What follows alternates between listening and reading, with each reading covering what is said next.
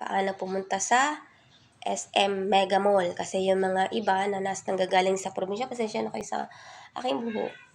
Medyo makulit lang kasi. Okay?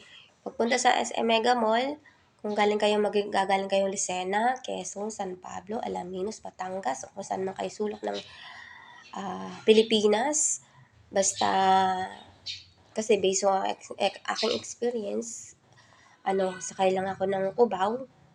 Pagdating na kasi hindi na sila dumadaan ng iba na yung dinadaan nila, Skyway na. Kaya ang nangyayari, magtanong na lang kayo sa conductor kung saan yung kayo ibababa. Kasi ako bumaba lang ako sa Julia Vargas. Doon ka lang bababa.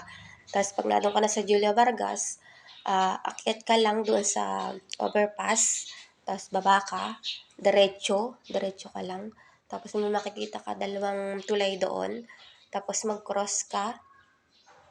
Tapos pag nag-cross ka, makikita mo yung BDO. Doon ka sasakay mismo sa mga BDO. Sakay ka ng SM Mega Mall. Meron doong electric e-jeep. Tapos may jeep din. Ang pamasahe sa e-jeep is 35 pesos. Yung carousel na tinatawag. Tapos mayroon din UV Express na SM Mega Mall.